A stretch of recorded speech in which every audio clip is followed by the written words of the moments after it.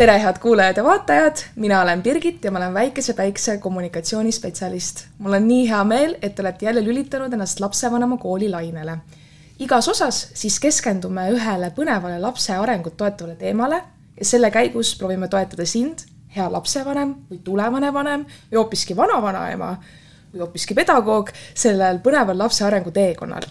Nii et ma loodan, et tänane osa on ka teile põnev ja täna me räägime siis lasteaias ja ka hoius esinevast laste hammustamisest ja löömisest. Mis on siis peamised põhjused, miks lapsed seda ikkagi teevad, kuidas seda ennetada, milline roll on vanema ja lasteasutuse koostööl ja kuidas toetada lapse tunnete juhtimist ja suhtlemisoskusi. Teemad kutsusin avama väikepäike õppejuhi Tiina Ruus-Ruusa. Tere! Ja psühholoogi ja mänguterapeudi Olga Luptova. Tere! Enne kui me siis hüppame sellesse teemasse, siis räägime teist, et Tiina, et kuidas sina üldse oled sattunud lastega töötama? Minu pedagoogi praktika on väga-väga pikk. Et peale kooli läksin tööle. See oli aeg, kui lasteaias ei pidanud olema veel haridusega inimene. Minul oli lihtsalt keskharidus. Kui olin veidi aega töötanud, otsustasin ka sellel erialal omandada kõrghariduse ja tänaseks päevaks hakkab minu tööstaaž tugevalt üle 30 aasta jõudma. Ja olen jäänud sellele erialale, sest see meeldib mulle. Väga pikk kogemus tegelikult, 30 aastat. Jah, sinna ikka jagub kõike. Ja Olga, sina oled ju psühholoog ja ka mänguterapeut, et kuidas sina sinna valdkonda sattusid? Tegelikult, kui ma õppisin ülikoolis psühholoogiat, et tegelikult seal oli ju valida, eks, et kelleks sa tahad saada, et psühholoogia on selline lai valdkond, eks, ja siis me õppisime kõike alguses ju, eks, aga siis tegelikult ma sattusin praktikale kooli ja siis sealt ma, põhimõtteliselt sain aru, et lapsed on need, kellega ma töötada tahaksin, sest tegelikult mulle tundub, et ma olen nendega mõnes mõttes sarnane, selline energiline, mulle meeldib, ma olen uudishimulik, eks, et kuidagi nagu neid sarnasusi on palju mul ja lastel ja siis tegelikult see valdkond hakkas huvitama ja siis ka ülikoolis hakkasid toimuma sellised erinevad teadusprojektid, mis puudutasid just koolipsühholoogiat, just lapsi, õpilasi, õpetajaid ja see nagu, minu huvi selle teema vastu aina kasvas ja siis siin ma olengi, eks, et aastas 2013, eks siis natuke üle 12 aastat saab, eks ju. Just, et nagu, siiamaani, et ma ei kahtle, et just selline valik oli. Ja seepärast ma seda mänguteraapiat ka õppisin, et mänguteraapia meetod sobib just lastele, eks. Ja sa tegelikult oled ka ju tegelenud väga palju tunnete juhtimisega. Just, et need sotsiaalsed oskused, tunnete juhtimine on tegelikult sellised põhiteemad, mis mind alati huvitasid. Teil on siis kokku umbes üle 40 aasta praktikat, ütleme niimoodi, et palju teie oma kogemuses ja praktikas olete kokku puutunud just selle hammustamise ja löömise juhtumitega, Tiina? Seda ikka on.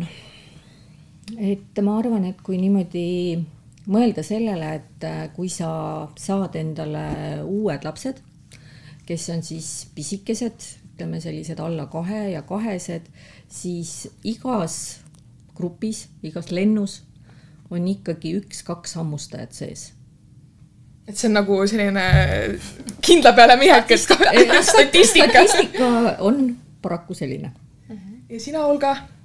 Ma jällegi, et ma töötasin ju erinevates kohtades, ma töötasin koolis, mõni aeg ma töötasin lasteaias ja ikkagi nagu lasteaias ja lastehoius on pigem nagu selline teema, mis on kogu aeg aktuaalne, eks, ja aga jällegi, et minu poole pöörduvad tavalised vanemad juba siis, kui see probleem on nagu väga suur või et jällegi, et üks kord hammustas, see ei ole enamasti probleem, eks, aga kui ta pidevalt hammustab, siis me peame koos leidma selle põhjuse, et miks see nii on ja siis kuidagi nagu proovida koostöös seda probleemi lahendada, et ikkagi nagu on neid juhtumeid päris palju.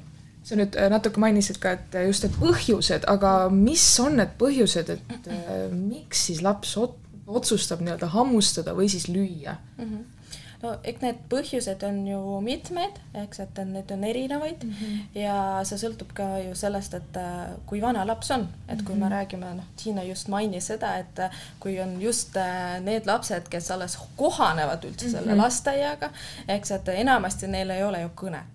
Eks, see on üks kõige suurem põhjus, et miks laps hammustab või lööb või tõukab, sellepärast, et tal ei ole kõne selleks, et oma vajadustest rääkida või oma tundeid väljendada või oma soovi väljendada. Nii nagu Olga ütles, ei ole kõnet ja teiseks on ka puudulikud emotsionaalse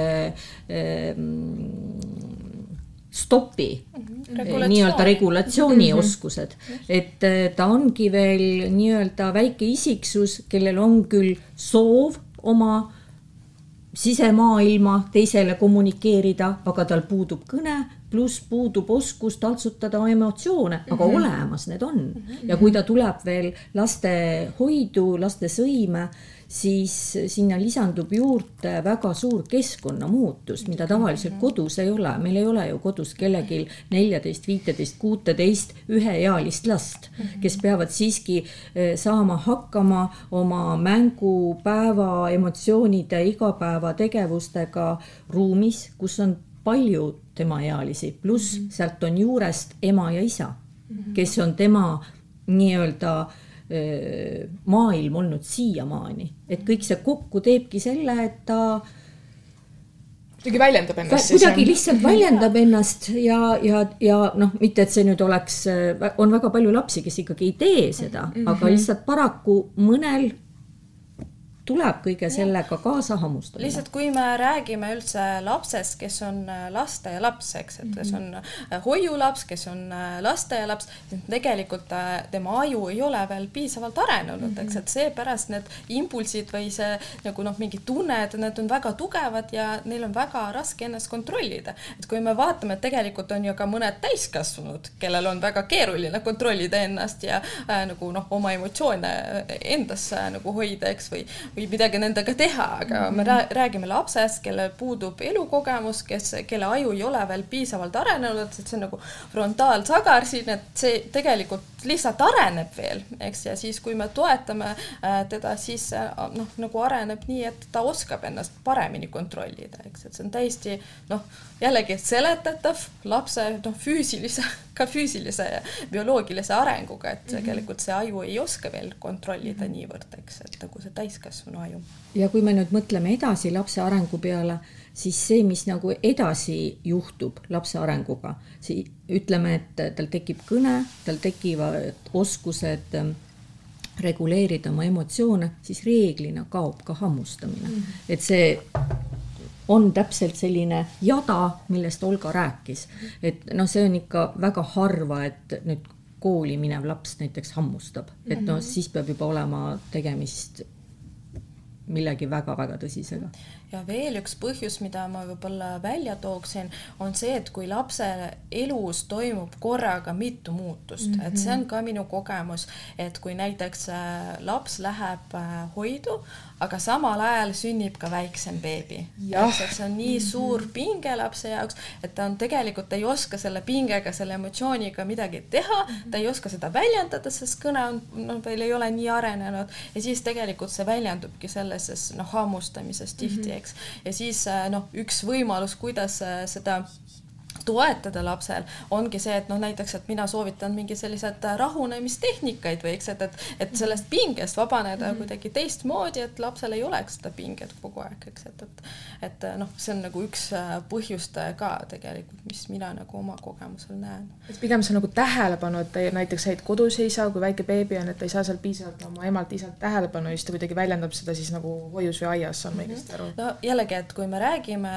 emotsioonidest, tihti see löömine või hammustamine on seotud mingi sellise vihaga, võib-olla ärritumisega, pingega, eks sest selle taga on tihti ju lapse vajadused, eks, ja see tähelepanu vajadus on üks vajadustest, aga jällegi üks põhivajadus on ka selline füüsiline vajadus, näiteks, et kui laps ei ole söönud, ta on halvasti maganud, siis see löömine või see hammustamine tuleb ju palju kiiremini. Absoluutselt. Just, et jällegi, et see on nagu sellist baasvajadus ja siis ongi see turvalisus, tähelepanu, armastuse vajadus, et kui laps tõesti nagu ei saa võib-olla lapsevanemalt nii palju tähelepanu või ta tajub, et teda ei armastata nüüd, kui see väike beebi seal ka juures on, see võib olla ka üheks põhjustajaks, et miks ta lööb või hammustab, aga jällegi tihti on väga keeruline öelda, et vot see on just täpselt see põhjus.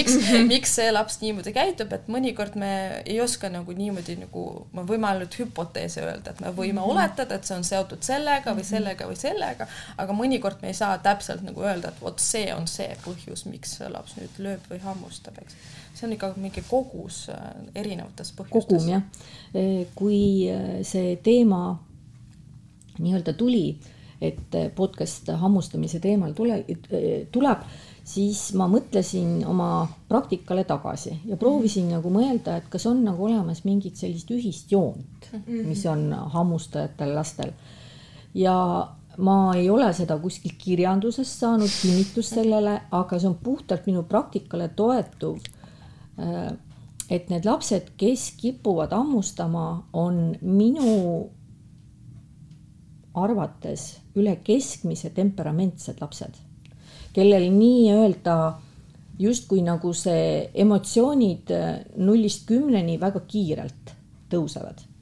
Et sellised rahulikumad, flegmaatilisemad lapsed minu arust hammustavad harvem. Et need on üle keskmise temperamentsed lapsed, kes kipuvad hammustama.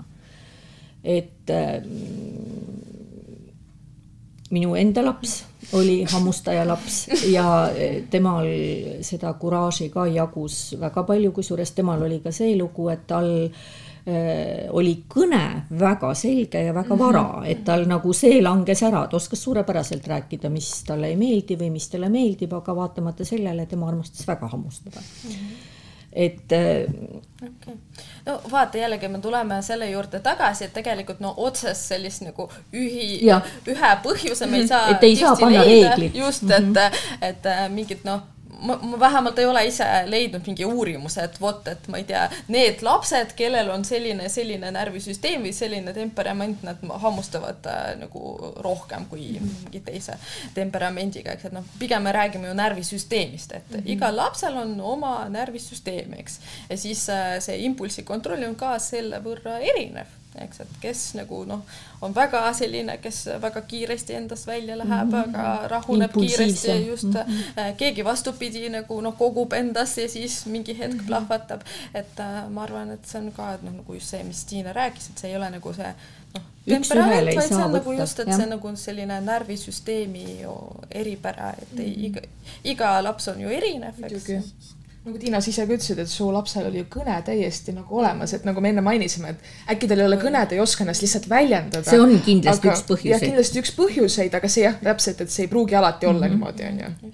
Aga mõnikord ka, et jällegi, et kui ma mõtlen nüüd praegu oma klientide peale, et mõnikord me räägime ka sellest, et laps nagu läbi suude nagu on uudishimulik, ta nagu uurib maailma nagu selle kaudu ja siis ka, et ta nagu vajab sellist stimulatsiooni, et ma ei tea, et talle meeldib närida näiteks või mis iganes ja siis tegelikult see hammustamine võib olla ka sealt. Eks, et see on nagu lihtsalt viis, et kuidas ma siis seda maailma uurin, aga see lihtsalt ei ole selline meeldiv teistele lastele seal nagu rühmas, eks. Et mõnikord lihtsalt see nagu lahendus, mida me leiame, ongi see, et nad pakuvad lapsele midagi, mida ta võib närida näiteks kodus ja siis see stimulatsioon nagu laheneb. Sest see on ka vanus, millal ju tulevad lastel hambad. Et see ei ole nii, et sul on aastasena ju kõik hambad suus. Tulevad ka veel peale teist eluaastat need nii-öelda viimased piimahambad ja see tekitab lapsel suus sellised pakitsevad igemed ja kui ta nii-öelda siis saab midagi niimoodi nende igemetega närida, siis see pakub talle ka hetkelist sellist rahulolu tunnet. Korra mainisime ka seda nii-öelda uut keskkonda ja tegelikult palju rolli mängib see nii-öelda see keskkond, kas siis ka kodus ja lasteaias just sellise käitumise kujunemisel. Et jällegi, et me ju rääkisime juba sellest, et see, need stiimulid muutuvad, eks, et kui laps oli näiteks üks ühele lapsevanematega, neid stiimuleid ei olnud nii palju, et seda nagu helisid ei olnud nii palju, võib-olla tegevusi ei olnud nii palju, et ta lihtsalt mängis seal omaette, aga tavaliselt, kui ta läheb lastehoidu või läheb lasteaeda, seal on ju mingid konkreetsed tegevused, mida nad koos õpetajaga teevad, mingi konkreetse päevakava võib-olla, eks, et neid muutusi on väga-väga palju ja see närvisüsteem, ta peab ju kohanema, eks, et selles mõttes jällegi, et kui me soovitame enne last nagu valmistada ette selleks, et ta läheb nüüd lasteaeda või hoidu, seal me mainime alati ka mingeid asju, et päevakava oleks samasugune või sarnane nagu lastees, eks. See on ju ka ju koostöö ja juba sellelt algab, et laps kohaneks selle sama rutiiniga näiteks, mis lastees on, eks. Ja miks on veel väike lapsel see hammustamine, ütleme, nagu siukene natukene võib-olla ka enda kaitsereaktsioon, et mida väiksem on laps, seda suurem on tal selline see oma mull, kuhu ta tahab lasta võib-olla väga väheseid inimesi. See ongi tema ema, tema isa, tema see turvavõrgustik ja kui ta tuleb nüüd lastehoidu, siis seal on tema vanuseid väga palju, kes ei saa aru sellest, et ma ei tule nüüd sinu isiklikku ruumi. Ja väga paljud lapsed, ainuüksi see on talle ohumärk, et sa tulid mulle nii lähedale. Ja see võib päädida hammustamisega või löömisega või tõukamisega, sest ta ei oska ju ütelda, et kuule, ära tule mulle nii lähedale. Ta saab aru, et see ei sobi talle ja tal on ebamugav, aga paraku tal puudub veel see oskus öelda, et ära edasi tule. Või ära võta minu autot või minu palli ära. Ja tal puudub kogemus ka, et mida võib siis teha, eriti kui ta on nagu selline üksik laps võib-olla veel ja siis, et aga jällegi, et hammustavad ju ka need, kellel on õed, vennad kodus. Reeglina, kui küsida nagu vanemate käest, et ütleme, et kui nüüd tuleb sinna sõimehoidu laps, kes hammustab ja kui siis nagu rääkida vanematega, et teate, et tal juhtus täna selline asi, et ta hammustas teist eakaaslast, siis tegelikult harva tuleb see vanemale üllatusena. Et ikkagi see hammustamine kui selline on ikkagi juba aset leidnud ka väljaspool sõime. Et ütleme, et see veel kord nagu võib-olla kinnitab seda, et lihtsalt on isendeid, on isiksusi, kellel on see hammustamine kuidagi kergem tulema kui kellelgi teisel. No, ma ei ole võib-olla sellega nõus, eks, et mul on ka kogemus, et kui vanemad tulevad ja ütlevad, et kodus sellist probleemi üldse ei ole, kunagi ei ole esinenud ja siis hoius või lastes on nüüd, eks, et kas hammustamine või löömine, eks, et see võib ka nii olla, eks, et lihtsalt mina puutun kokku ka selle süütundega, mis sellel nagu vanemal tegelikult on ja tegelikult me peame mitte ainult lapsele keskenduma, või keskenduma ka selle lapse vanemale, kes tegelikult ta lihtsalt ei tea, mida ma nüüd teen, sest mul kogu aeg tuleb see tagasiside, et laps hammustab, aga mina olen oma poolt ju kõike teinud. Mina nagu kodus ei saa mitte midagi teha. Vanemad on jõuetud. Just, aga jällegi, et see on ju ka see, et nad ei ole seal keskkonnas, nad ei tea, mis olukordades see juhtub ja nad ei saa kodus tekitada seda sama olukorda, eks, et nüüd laps nagu näiteks, et millal siis ja millal ma hammustan, on ju. Pluss see ka, et kui palju mõjutab ka see, et näiteks su kodus on näiteks närvilisem keskkond, et sa tuled kuidagi ennast nagu välja elama tegelikult siia hoidu. Et ma arvan, et olete mõlemad sellega kokku puutunud. No see ongi see pinge, millest me juba natuke rääkisime, eks, et kui on stressirohke võib-olla mingi olukord kodus, eks, see kindlasti mõjub ka last ja eriti kui teil ei ole kõned ja ta ei saa tulla ja öelda õpetajale, et tead, mul on väga raske kodus olla, ema ja isa tülitsevad, mis ta teeb, ta nagu kuidagi väljendab seda oma pinget lihtsalt nagu sellises vormis, nagu, mis ei ole sobilik, eks, ja me tihti ei saa ju sellest aru, eks, sellest, et ta hammustas, et võt, tal on nüüd pingeline olukord, et muidugi see, nagu, see keskkond on nagu see, et mis mõjub mõjub meid kõiki, eks, et nii kodune keskkond kui ka hoiukeskkond, eks, et kui hoius on ka selline kogu aeg stressis olev hoidja ja ta kogu aeg käratab seal, et või õpetajad, no siis see ju mõjutab ka tegelikult nagu lapsi ja nakatab. Keskkond on hästi-hästi oluline tõesti, et nii-öelda see, kuhu see laps siis nagu satub, et loomulikult see ongi keeruline, kui on hoidjal, eriti õppeaasta alguses, hooaja alguses on palju lapsi, kes nii-öelda alles harjutavad ja see nutufoon ja stressifoon ongi kõrge ja siis on seal nii-öelda veel hammustaja sees, et see ei ole kerge töö, aga kindlasti rahu ja veel kord rahu, rutiinide loomised, need on see, mis aitab seda nii kõiki lapsi seal rühmas saavutada mingisugune siukene rahulikum foon, pluss kindlasti ka sellele hammustajale mõjub see. Ja et see, et nagu kunagi ei tasu hoidjana, ühesõnaga ärrituvus selle tegevuse suhtes ei aita. Ja et mis sa siin nüüd tegid, et selline... Pigem see ehmatab last, see valab pigem ainult õli tulle sellele tegevusele. Et lihtsalt proovida, ei ole ju üks hoidja tööl, on ju ikkagi rohkem, hoida silma rohkem peal sellel hammustajal lapsel, proovida aru saada, mis asi see on, mis nii-öelda selle kliki teeb, mis ajab teda hammustama. Kas see ongi täpselt, mõnikord on see mingi üks ja kindel laps, keda ta miskipärast võtab nagu selleks hammustatavaks. Et ei pruugi olla, aga tihti nagu on, et nad nagu valivad välja mingi üks või kaks, keda nad miskipärast hammustavad. Et võib-olla, et mitte seda kooslust väga siis kokku lasta, võib-olla on tal mingi oma mänguasi lemmik, mida ta kaitseb, oma lutt, mida ta võib ära tule võtma mu asja, et ühesõnaga lihtsalt proovida nagu ennetada neid situatsioone, seda klikki, mis selle hammustamise tekitab.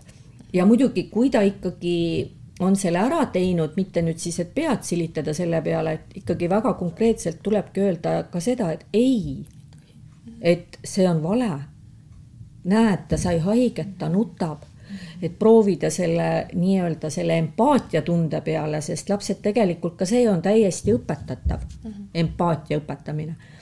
Et rahulikult rääkida, näed, kükitada maha lapse tasemele, mis on veel, mõnikord nad hammustavad ära ja hakkavad ise ka nutma. Et ta nagu, ja et tal on endal ka nagu, tal on kahju, tal on, see ongi see, et tal on kõik see aju nagu keeb. Et ka tema enda jaoks on kõike seda liiga palju. Ja tihti on nii, et vaata, et see hammustatav ei nutagi, vaid nutabki see hammustaja. Et siis tulebki tegeleda mõlemaga. See, kes on hammustatav, sellele puhud peale ja see, kes on hammustaja, temale räägid ja rahustad. Ja kindlasti muidugi nagu sellele lapsele, keda hammustati, siis nagu palju tähelepanu pöörata, et tema on see, kes nagu nii-öelda kannatas, eks, et kuidagi nagu just, et muidugi mitte nagu jätta seda üldse nagu niimoodi, et nüüd ma enam sinuga ei räägi ja ma ignoreerin sind sellepärast, et sa hammustasid sellele teisele lapsele, aga just nagu pöörata tähelepanu sellele, et see on see, et kes nüüd sai haiget, et teda kuidagi lohutada, vabandada ja nii edasi, eks. Ja siis ka, et kui laps, kes tavaliselt hammustab või tavaliselt lööb ja kui ta seda ei tee, et sellele väga palju tähelepanu pöörata, et vaata, just, et te mängisite nii ilusti ja nüüd, et kuidagi, et kinnistada seda head käitumist, seda sobilikku käitumist. Mitte kinnistada, jah, täpselt seda, et ei ja seda, et sa tegid nüüd valesti, vaid et kui ta, ütleme, et ongi näiteks mingi lemmikpall, lemmiklelu, mida ta kellegiga ei ole nõus jagama ja nüüd ta ükskord jagab nii, et ta ei hammusta, siis seda tuleb märgata ja kohe kinnistada seda positiivset, et küll sa näed, olid tubli, sa andsid talle ka seda palli ja kiita, et see laps saaks aru, et see oli, vaat see oli nüüd see õige käitumine. Ja see teine oli vale. Ja nii nagu Olga enne ütles, et kindlasti ikkagi tuleb seda ohvrit nii-öelda ammustatavat lohutada ja et Olga ütles, et vabandust paluda, et no tihti neil ei ole seda kõne, aga vabandust paluda saad ka teoga. Kallista. Kusjuures nad on väga varmad seda tegema, et see ongi, et ta nagu hetk tagasi ammustas ja ta samas on kohe nõus ka teda kallistama. Et see veel kord näitab, et tal ongi, laps ei tee kunagi seda nagu sellepärast, et ta olekski nüüd kuri või et ta oleks mingi kättemaksev januline. Et lapsed ei ole sellised, et ta lihtsalt ei oska. See on ainuke põhjus. Ja et talle tuleb anda kätte need tööriistad, millega ta saaks endaga hakkama, oma emotsioonidega hakkama ja teatud olukordadega, mis on talle keerulised, et sa ei pea lööma, sa ei pea tõukama, sa ei pea hammustama, on ka teisi viise. Ma lihtsalt võib-olla lisaksin ka, et kui Tiina rääkis sellest, et siis õpetaja või hoidja võiks märgata neid asju, et mis trigerdab seda käitumist, eks, et lihtsalt jällegi, et kui on võimalik, seda on võimalik ju ka kirjalikult teha, eks, et kui see nagu juhtub juba kaardistada, just, et kui on mingi hammustamise või löömise juhtum toimunud, eks, ja see on nagu ei ole esimest korda, et seda võikski kirjutada, et mis oli enne seda ja mis nagu, kuidas te lahendasite seda olukorda ja mis oli pärast seda, kui te olete juba seda nagu olukorra lahendanud ja võib-olla sealt on võimalik pärast leida need põhjuseid või need nagu triggerid, et mis see oli, et mis see nagu tõi esile selle käitumise, eks, et võib-olla lihtsalt jällegi, et kui me lihtsalt niisama, et okei, hammustab ja kui me ei kaardista seda, võib-olla pärast on väga keeruline nagu täpselt aru saada, et mis see põhjus siis oli. See võib-olla tõesti nagu, ma ei tea, laps sõi väga halvasti hommikusöögi ja ta näed, et okei, kohe ta on kuidagi nagu teistmoodi käitunud. Või tal on olnud ööuni kuidagi segatud või tunde on jäänud väheks või et seal ongi mingi nii-öelda sellel tema vajaduste püramiidil see kuskil see alumine osa on vajaka millegi arvelt. Ja või täpselt, et võib-olla enne ei hammustanud, aga et väga suur muutus on lapse elus, näiteks nad on kolinud. Ja lapsel on täiesti uus keskkond, elu on veel kastides, tema voodi on teises toas, võib-olla vanematest eraldi, mingid sellised muutused on, et see on koht, kus hästi palju tuleb teha süviti tööd peredega, võtta aeg maha, teha väike ümarlaud, küsida võib-olla küsimusi, mille peale noor lapsevanem ei tulegi. Et ja tõde selgub sealt. Et lihtsalt jällegi, et me rõhutame seda, et koostöö on oluline, eks, et laste nagu hoid või lasteaed teeksid koostööd vanematega, et vanemad võiksid öelda, et võt, täna oli selline katkendlik uni näiteks, ma ei tea, sellepärast, et beebi nutis või mis iganes, et võiks ju nagu rääkida, suhelda sel teemal, et me oletame, et täna võib olla selline keerulisem päev lapsele. Hommik oli juba väga nutune, on ju juba kodus. Aga kuidas nagu, kuidas sellele vanemale selgitada, just sellele vanemale, kelle last on hammustatud, kuidas kirjeldada seda olukorda võimalikult nagu niimoodi konstruktiivselt, et ma kujutan ette, et kui vanem nagu kuuleb sellest, mõtleb, et see on tema kõige kallim vara ja seda hammustati, on ju. Et kuidas nagu, mida soovitate sellele läheneda? Jah, see on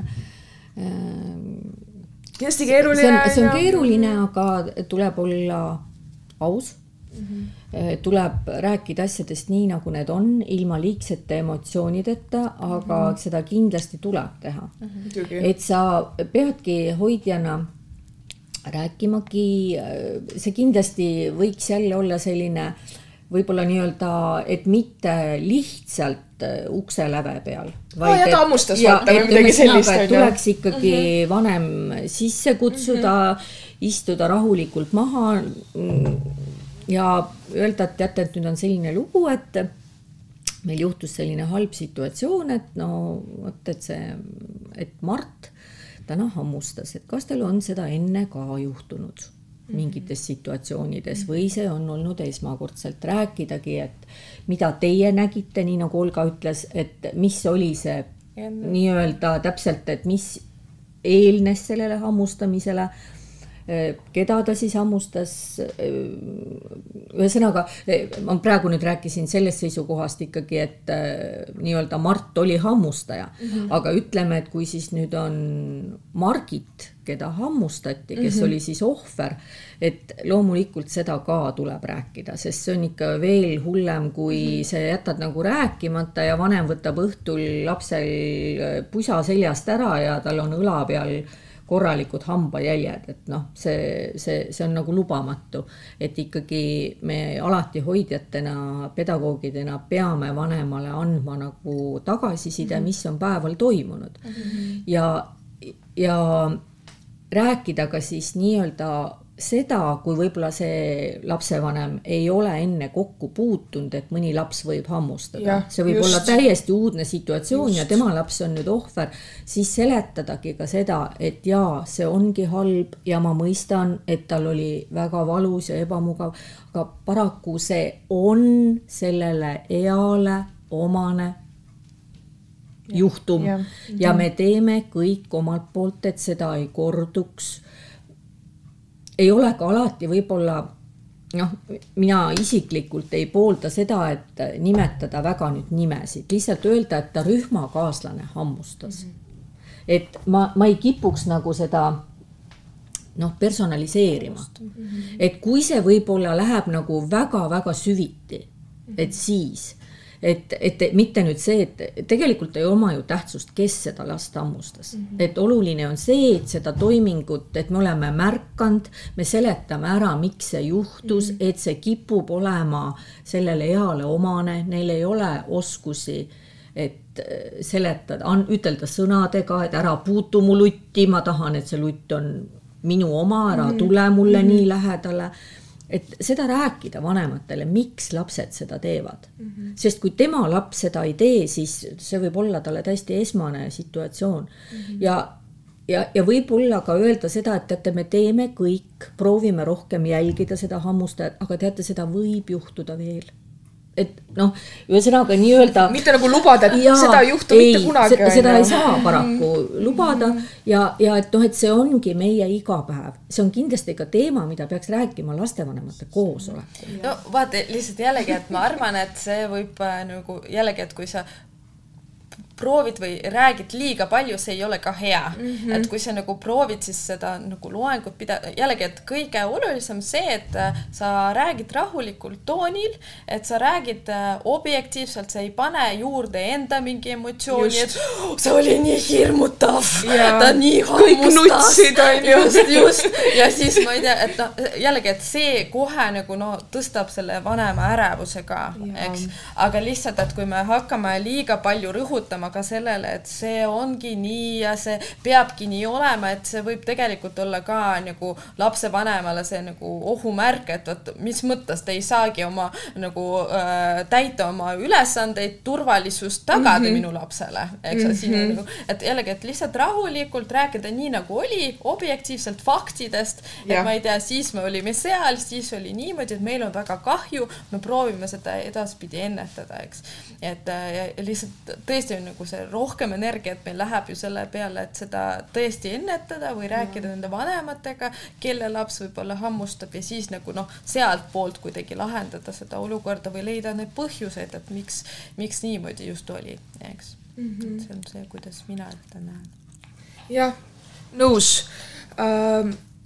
Ikkagi natuke võib-olla siis rääkida sellest ennetamisest veel, et me oleme rääkisime emotsioonidest, on ju sellest eneseregulatsioonist ja suhtlemisoskusest ka, et neid saab ju kõike need toetada, nende arengut. Et mille läbi saaks seda teha, just läbi mingite tegevuste, mängude, et kuidas väljendada neid oma tundeid, mis sul siin sees on?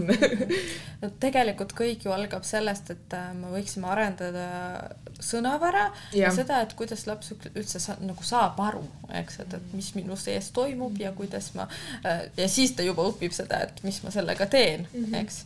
Et see on nagu üks võimalus, et ka kodus lapsevanemad võiksid rääkida enda tunnetest, võiksid peegeldada lapse tundeid ja sealt ta õpib juba ju seda, et kuidas nendega siis mis need sõnad üldse on, mida ma kasutan, eks, et okei, ma näen, et sa oled nüüd pahane, ma näen, et sa oled väga kurb praegu, eks, et ma ei tea, kui ta ei saa seda, mida ta tahab võib-olla, eks, et kõik algab ju sellest, et sina ise lapsevanemana suhtled lapsega ja lisad sinna nende tunnete teemasid ka, eks, et eks nad ka ju vaadata koos pilte võib-olla, et ma ei tea, mis see selle inimese nagu näitab sulle, et mis tema tunneb, ma ei tea, et mida ma praegu näitan, mis ma praegu näitan, eks, et no ka see, et ma ei tea, et vaatad, kui sa hammustad, keegi on väga kurb, eks, et kellega on väga valus, eks, et siis sa näitad oma näoga ka seda, et mis tema sees siis toimus, eks, et sellest võib-olla see nagu algab see ennetus. Et lapsed on jah selles suhtes selline tänuväärne kontingent, kes paraku õpivadki matkimise teel ja kui nii-öelda tema kõige lähemal olevad inimesed, tema ema, tema isa, tema perekond suhtleb nii, nagu siin rääkis Olga, siis ta võtabki selle üle. Ja ka tema võtab enda kõnepruuki täpselt sellised väljendid, sellised märkamised, sellised oskused. Ja vastupidi, kui me ei räägi lapsele, mis mind teeb kurvaks, et ma olengi vihane praegu. Ka see on täiesti, et see on lubatud olla vihane, et me ei pea olema kogu aeg suu ülespidi, see on elu. Aga et laps saabki aru, et see on tegelikult turvaline, et mul ongi praegu halb tuju, aga ma sellepärast veel ei hammusta, vaid ma võib-olla löön jalaga vastu maad, sest ma olen vihane. Ma võib-olla isegi viskan selle auto praegu vastu maad, las ta viskab, kui sinna jääb ära sellele järgnev hammustamine. Siis see on täiesti aktsepteeritav ja isegi kiiduväärt. Viha on ka tunne ju tegelikult. Ta ei saa nagu olla, et sa ei tohi kunagi vihane olla. Ja seda on keeruline lapsele õpetada ilma, et ta seda näeks. Et mida väiksem on laps, seda ütleme sellisemad, tema maailm ongi selles suhtes veel natukene mustvalge. Ja meie vanemana peamegi andma talle need tööriistad ja pedagoogidena, et kõik tunded on lubatud, aga sa pead oskama nendega hakkama saada nii, et teine ei kannataks. Kõik tunded on lubatud, aga mitte igasugune käitumine. Just. Et selles mõttes jällegi, et mul on nii palju nagu sellist kogemust, et kui meie näeme, et kui laps ongi selline, kes lööb või eks, et pigem see ei ole nagu hammustamise teema, vaid löömise või tõukamise teema, et kes on selline päris impulsiivne ja kui meie jaoks, vanemate ja minu kui spetsialisti jaoks on suur edusam, kui ta karjubki või kui ta nagu teebki midagi just, ta näitab kehaga, aga ta ei puutu seda teist last ja see on nagu jällegi, et võib-olla teiste nagu vaatenurgast, mis mõttes laps nüüd karjub ja see on ka häiriv, aga see on palju nagu sobilikum kui see, kui ta lööb või tõukab. See on edusam tegelikult. Ja seda tuleb kiita ja ütelda, et ma näen, et sa oled praegu nii vihane, et sa karjud, aga tubli, väga hästi, et sa selle välja lased. Ma mõistan, vaata kui hea, aga sa ei hammustanud, sa ei tõukanud teda. Ja ma saangi aru, et sa oled vihane. Väga hea, et sa karjud. Just, et jällegi, et see on suhtumise nagu asi, eks, et jällegi, et ma puutun sellega päris tihti kokku, et tegelikult see nagu teine mingi käitumisvorm, mida laps õpib, see ei pruugi ka teistele meeldida või teistele sobida. Või ei ole mugav. Just, aga just selle lapse jaoks see on suur edusamm, et ta nüüd ei tee teistele haiget või endale haiget, vaid ta nagu ikkagi väljendab seda kuidagi ohutult nagu teiste ja enda jaoks. Ja pikemas perspektiivis veel Olga jutule järgi, et võib-olla ka miks on meie ühiskonnas niivõrd palju stressis inimesi, sest neid ei olegi õpetatud lapsena ka oma neid negatiivseid emotsioone välja näitama, vaid et sa pead olema justkui pailaps, sa pead olema teistele nagu mugav. Sest ühiskond ei aktsepteeri, et kellelgi on paha tuju või et ma ütlen selle välja. Aga kuhu see meid viib pikas perspektiivis? viib selleni, et need tunded jäävad ju sisse. Jaa, palju viha on ise inimeste sees on. Palju viha, palju rahulolematust, et see lõpuks ju, ega see tass saab täis. Jah, see hakkab üle keema. See hakkab üle keema ja inimesed ei oska midagi selle oma kõige sellega, mis tema sisse on jäänud, mis on, tal puuduvad, ei ole talle lapsena antud neid tööriistasid, millega seda välja lasta, vaid see kuhjub ja miks on meil niivõrd palju vaimseid probleeme? Nõustud, Olga? Jaa, et jällegi, et see ongi see, et võiks õpetada lastele juba lapsepõlves seda, et kõik tunded on lubatud, lihtsalt jällegi see käitumine, nagu juba rääkisime, et käitumine on see, mida me reguleerime, aga lihtsalt jällegi, et esimene samm on ju ka endast arusaamine, eks, et kui kogu aeg nagu mitte lubada või keelata lapsel tunde, siis ta enam ei saa aru, millal ma olen vihane, millal ma olen kurb, et ma pean kogu aeg hoidma ennast nii ja ma ei pea väljendama enda tundeid kuidagi, eks, et tegelikult see ei ole tervislik, eks, et ikkagi kui ma olen kurb ja ma võib-olla ei pea seal nagu, ma ei tea, töö juurest nutma, eks, et ma ikkagi nagu täiskasvanu, ma hoian ennast, aga ma leian, et viise, kuidas ma peale tööd näiteks selle kurbuse või selle viha välja lasen, lähen trenni näiteks, eks, ja seal löön selle boksikotti, eks, et ma täiskasvanu, mul võiksid olla need strateegiad juba, kuidas ma seda väljendan, eks. Ja mitte igal hetkel me võime tegelikult ju neid väljendada, eks, et ma ei tea, kui oled hoidja või õpetaja, eks oled vihane mõnikord nende laste peale, aga sa pead ju ennast hoidma ja enda käitumist reguleerima sel juhul, et lapsi nagu kuidagi mitte ohustada. Või siis, kui just me oleme kellegiga veel rääkinud meil kolleegidest, et kui sa isegi tunned hoidjana, et sul nagu kõik nagu lendab juba üle pea, siis ütled oma nagu teisele hoidjale, et kui ma lähen minutiks välja, et ma ei hakkaks laste peale karjuma, vaata. Just. Et see on nagu palju hullem nagu see lõpptulemus kui see, et Just. Et lähen, hingan sisse, hingan välja, eks, teen tiiru ümber selle hoiu või lasteaia maja ja siis tulen tagasi, ma ei tea, löön seal nagu nende jalgadega, trambin jalgadega seal, eks, aga siis ma tulen nagu juba nagu parimas seisus nagu nende laste juurde. Jaa. Korra hüppan sinna nende hammustatavate vanemate juurde, et ohvrite. Et kuidas sellega on, et kui lapsega on selline asi juhtunud, siis tegelikult ju vanem ei tohiks nagu hullult seda ka kodus üle dramatiseerida. Nii see juhtus ja siis arutame kõike lapse ja siis laps hakkab võib-olla seda teist last kartma ja kuidagi siuke negatiivne tunne tuleb seoses selle hoiuga, et kuidas nagu seal nagu vanemana oma nagu tundeid nagu taltsutada. See on ju raske, nagu sa ise ütlesid, eks, et see esimene reaktsioon, see ongi minu kõige kallim laps, eks, ja siis sellest tuleb ju nii palju nagu emotsiooni sellega seoses, et tegelikult see viha, mis tuleb selle nagu hammustaja vastu, selle hoiu vastu, on tegelikult ju mure lapse pärast. Et tegelikult me näeme, et see on nagu selline viha, eks, et see on nagu vihane lapsevanem, aga tihti peale selle nagu viha all on mingi teine tunne. Ja tihti on seal veel nagu see, et kui me nagu mõtleme, kui suur on see vanemale, see elu muutus, et ta viib oma lapse, kellega ta on olnud 1,5 aastat kodus, ta viib selle lapse hoidu. Tihti vanem tegelikult ei soovikski teda viia siia hoidu, vaid paraku lihtsalt ühiskond on selline, et tal on ka pangalaen, ta peab minema tööle ja see on tal lihtsalt ainuvõimalus viia ta hoidu.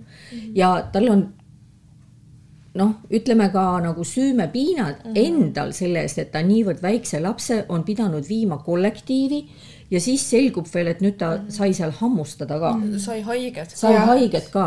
Et see on täiesti mõistetav, et vanema reaktsioon võib olla ka sellest tingituna veel nagu topelt kontsentreeritud. Jaa, aga jällegi, et see soovitus võib-olla on see, et siis vanemad võiksid sellest rääkida oma vahel. Aga mitte lapse ees. Just, et mitte niimoodi, et laps nagu saab aru, et see on mingi tohutu suur probleem nüüd või eks, et kindlasti tasub paitada ja öelda ka, et või ma ei näe sellest midagi halba, et kui küsida lapse käes, et mis teil juhtus võib-olla, eks, et kuidas see juhtus, mis eelnes, et jällegi võib-olla lapsel on vaja kui õpetada. On kõne.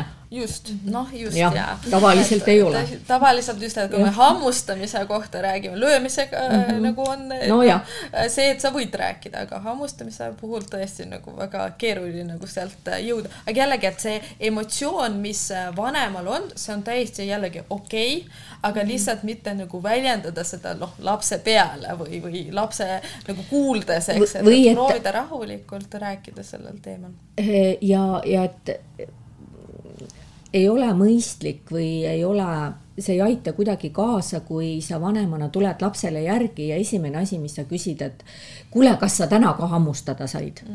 Et see on täpselt jälle see, et sa nagu toidad pigem seda, et sa olid ohver või et keskendume pigem sellele, et milline päev sul täna oli ja mis te toredat tegite ja ja kui siis on see hammustamine, siis muidugi ikka tuleb jälle sellest ka rääkida ja puhuda peale, öelda, et siis ikkagi lohutada natukene, aga mitte tõesti sinna kinni jääda.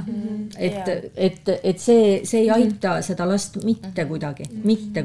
Lihtsalt mõnikord on ju see ka, et me võime ju sellele lapsele ka õpetada mingid oskused, et ära tule lähemale või eks selle stop-oskuse või see, et asjade jagamist võib-olla, et tihti jällegi, et kui meil on nagu teada, et mis olukordades see juhtub ja tegelikult see teine pool saab ju ka kuidagi nagu ennetada võib-olla mingid neid olukordi, et õpetada sellele lapsele ka midagi, eks, et lihtsalt jällegi, et kui laps vanem tunneb väga süütunnet, et ta on pahane, et see hetk võib-olla ei ole kõige mõistlikum siis seda nagu lapsele nagu väljendada või kuidagi, eks, et sest laps võib-olla ei saa aru, et kelle peale siis vihane on see vanem üldse võib-olla tajub, et okei, sa nüüd karjud minu peale, et mind hammustati, eks, et mõnikord juhtub ka seda, eks, et see nagu olukord on nii pingeline nagu vanema jaoks, et pigem siis vanem võiks ju suhelda ka siis nagu õpetaja või hoidjaga sellel teemal,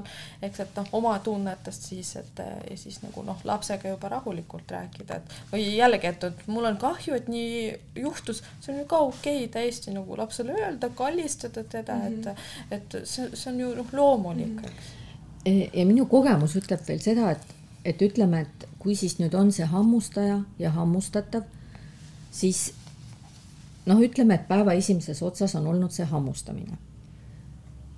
See on lahenenud, õpetaja, hoidja on tegelenud nii hammustajaga kui lohutanud hammustatavat ja päev ongi läinud edasi ilusti. Ja võib-olla õhtu tuleb vanem järgi ja need kaks last mängivad väga kenasti koos ja nende jaoks on see asi ammu minevik, sest tegelikult elavad lapsed väga tihti ikkagi hetkes ja ta ei suuda mäletada seda, mis juhtus näiteks, mitte ei suuda nüüd mäletada, mitte seda, eks ta ikkagi mäletab, aga ta ei tema jaoks ei ole hetkel see enam päevakorras. Tal on hoopis teised emotsioonid, tal on hea meel, et vanemad, et enda emme-issi tulid talle järgi ja kui nüüd siis öeldaksegi ta, kas sa täna said ka hammustada, see, ta on unustanud selle.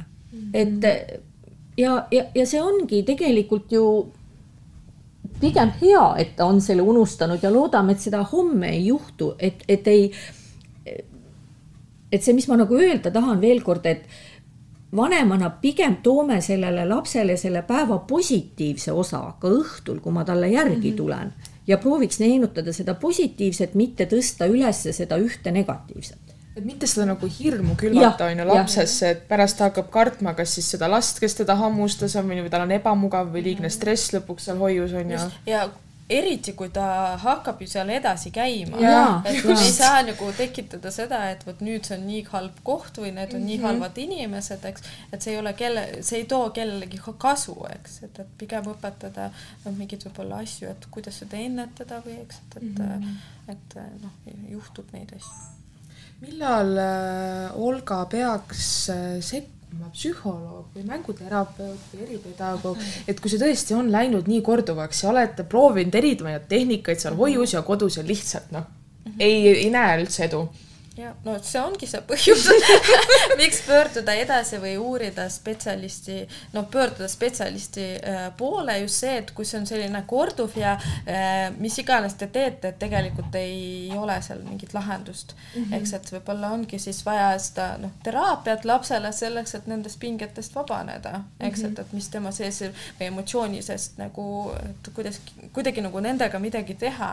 Eks, et sest jällegi, et minu kogemus on see, et kui laps käib minu juures näiteks mänguteraapias, tihti see on seotud näiteks beebide sünniga seal nagu peres, eks tegelikult me töötame ju selle teemaga, me ei tööta hammustamisteemaga üldse, me töötame mingi teise teemaga ja tegelikult see, just ja siis see nagu tegelikult väljendub pärast ka sellest, et kuidagi teistmoodi laps käitub või hammustab vähem või eks.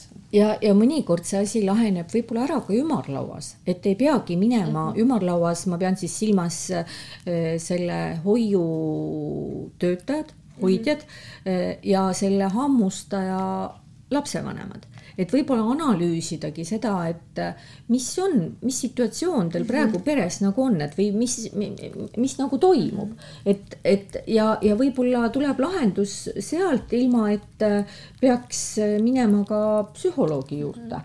Või jällegi, et kui me märkame midagi veel lapse arengus, mis vajab sellist eraldi tähelepanu, näiteks, et lapsel, ma ei tea, 3-aastasel ei ole üldse kõnet ja pluss siis on see hammustamine, eks, et see võib olla see koht, kui ikkagi konsulteerida spetsialistiga või kui me näeme, et lapse mäng ei ole hea kohane, ta ei vaata, võib-olla pilkkontakti ei ole, et mingid sellised teised võib-olla nagu sümptomid või sellised nagu iseärasused sinna juurde, et siis võib nagu pöörduda ka selleks, et lihtsalt infot saada, et võib-olla seal nagu tehakse mingit hindamist lapsele ka, võib-olla nagu spetsialist nagu näeb seda mingit olukorda teistmoodi üldse, eks, et võib-olla need mingid sellised olukorrad. Jällegi, et mina näiteks soovitan ikkagi ka, et kui me teame, et lapse elus on väga nagu mingit suur muutus ja sellega on võimalik ka pöörduda näiteks mänguterapeudi poole, et ennetada see, et lapsel tekiks mingi selline nagu raskus juba, eks, et on võimalik ka ennetada mingid asju teraapia vormiseks, et ei pea ootama, kuni see hammustamine kõige hullemad hetke on ju. Just, või siis kui aga jällegi, et lihtsalt need protsessid, mis seal toimuvad teraapias, need tihti ei ole üldse nagu löömisega või hammustamisega otseselt seotud, vaid selle põhjustega või selle nagu vajadusega, mis lapsel on puudu, eks, et see ei ole rahuldatud ja siis me kuidagi nagu teraapias siis rahuldame selle vajaduse ja siis lapse käitumine muutub ka selle tagajärjel. Et ikkagist kui vähegi, kui vanemal on mingi mure või mingi kahtlus, siis tegelikult on alati okei pöörduda, on ju. See ei ole nagu mingi tabuasi. Ja ka võib-olla öeldagi, et ma ei saa aru, mis seda põhjustab, et selles suhtes meil ongi psühholoog, terapeut, kes aitab aru saada. Ja mõnikord me täiskasvanutena oleme sellised väga nagu realistid ja me ei tule tihti nagu selle peale, mis sellele väikesele lapsele võib niimoodi mõjuda. Et mis see siis on, et ütleme, et lasteaias käisid 2 last, vanem õde ja noorem vend ja nüüd see vanem õde näiteks läheb kooli ja ta enam ei tule hommikul selle väikesega koos lasteaeda ja see võib selle lapse jaoks, kes jäi lasteaeda, olla väga suur elumuutus, aga me ei tule täiskasvanuna selle peale, sest ta on käinud näiteks eelnevad aastad, et ta teab, et see on rutiin, et ta tuleb koos oma perega, seal on õde, seal on tema, ta tuleb lasteaeda, üks läheb ühte rühma, teine läheb teise rühma ja nüüd see enam ei ole nii. Ja see meile nagu täiskasvanutena, mis see siis on? Nii on, aga lapsele on see ääretult suur elumuutus. Või täpselt, et näiteks võib-olla on vanaema või vanaisa ära surnud, kellega oli lapsel väga suur emotsionaalne side, et need võivad olla või on lemmikloom ära surnud või ühesõnaga me ei pruugi tulla täiskasvanuna selle peale, mis last mõjutab ja laps ei pruugi osata seda välja öelda, et see tekitab minu hinges selle tunde ja valu ja selle miks ma käitun agressiivselt. Aga lihtsalt jällegi, et kui me räägime psühholoogi tööst, siis tegelikult mina ju ka võin ainult hüpoteese püstitada, et mina ka otseselt ei saa öelda, et vot see on kindel põhjus, miks teil on see nagu hammustamine, eks. Et see on nagu mingit nagu mitu aspekti korraga, lihtsalt jällegi, et spetsialistiga seda nagu läbi arutada, mõnikord see on juba nagu abiks tõesti, et nagu, et mõelda, et okei, et see võib olla ka ja see võib olla ka ja eks, et ennetus selline nagu konsultatsioon ju ka okei, eks. Aga tihti ma arvan, et pedagoogid, eriti kes on kõrghariduse saanud, et neil on endal ka mingid sellised nagu teadmised, et selle kohta, et see on tegelikult kahjuks, aga see on norm mõnes vanuses, kui nad hammustavad, et või kui neil nagu ei ole teist väljendusviisi, eks, et ainult selline. Ja mina õppejuhina hästi ikkagi kutsun üles rühma hoidjaid, õpetajaid võtma aega, et selle perega vestelda. Perevestlused, ümarlauad, kuidas me neid iganes nimetame, et see, et õpetaja või hoidja räägib, aga me ju iga päev suhtleme ukse peal, see on tore ja tulebki suhelda ka iga päev ja anda siukest kiiret tagasisidet, konstruktiivset tagasisidet lapse päevast, aga see, kui sa ikkagi võtad aja maha pooleks tunniks ja räägidki selle perega, kuidas teil on, mis te olete märkanud, ka siis veel, kui ei ole seda hammustamist, nii nagu Olga ütles, et ega siis ainult nende peredega ei ole koostööd. Et see on niivõrd suur info, mis tegelikult sellisest vestlusest selgub nii vanematele kui hoidjale, õpetajale ja see on hindamatu sellele lapsele, kes selles kollektiivis käib. Et väga paljud asjad võib-olla jäävad olemata või saavad palju positiivsema ja valutuma lahenduse, kui meil on nii-öelda taustsüsteem. Et sellise vestluse käigus me saame ka esitadagi neid küsimusi, mida me võib-olla ukse peale ei esita kunagi. Ehk siis suhelge. Et ja see pere saab võib-olla küsida ka midagi, mille üle nendel on siiamaani olnud kahtlus, aga nagu ei teki seda kohta seal ukse peal olla, sellepärast, et sa tahad ju tegelikult juba oma lapsega suhelda, sa tahad hakata koju minema, sa tahad tema käest küsida, kuidas sul päev läks, et kõiki asju ei saa ukse peal arutada. Ja nüüd lõpetuseks, et me oleme siin ilusti lõpuni kapanud juba, et kuulajatele, et millise mõttega nad võiksid meie podcasti osast ära minna, et mida te annaksite kaasa ühe väikse mõtte, mis võtaks selle meie jutu ajamise kokku?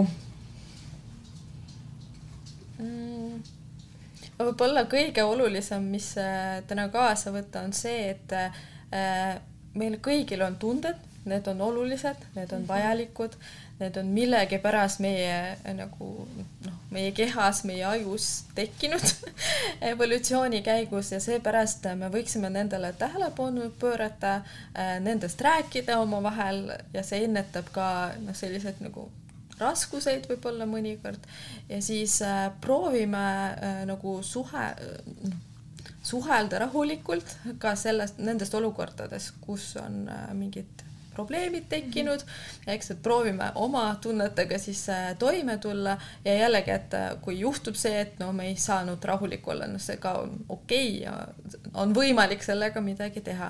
Ja kui me räägime lastest, et lihtsalt olge nendega, et pöörake neile tähelepanu, mängige nendega, et tegelikult kõik need põhivajadused, mis lastel on, et kui me rahuldame need, siis me võiksime oletada, et need käitumisprobleeme ei ole nii palju. Aitäh, Olga. Tiina? Kõik olulise ütles juba. Olga ütles kõik ära. Jõud siis selle ühe väikse mõtte.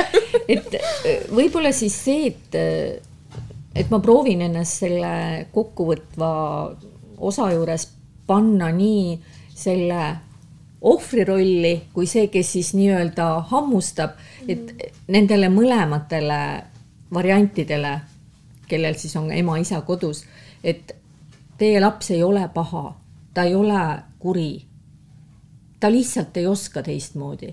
Ja see, kes siis samamoodi kellel see hambajäljed õla peal on, uskuge, et see laps, kes seda tegi, tal ei ole tegelikult teie lapse vastu mitte midagi. See ei ole isiklik viha, see ei ole, ja teie ei ole ka teinud midagi valesti, et teda sinna hoidu viinud olete. kõik laheneb, lapsed kasvavad, tuleb kõne, kõik on hästi, olge mõistvad, rääkige ja armastage oma lapsi. Aitäh, Tiina ja aitäh, Olga, et te tulite, jagasite nii olulist teemat, millest me kahjuks lasteaedades ja hoidudes ei saa üle ega ümber. Podcasti alguses unustasin mainida meie erikülalist, kes nüüd kahjuks on meie seast nüüd läinud oma teele seiklema. Aga loodan, et teie ka lahkute siit mõnusa ja hea tundega ja saite siit palju põnevaid mõtteid. Ja me näeme juba järgmise osaga juba varsti, nii et tšau!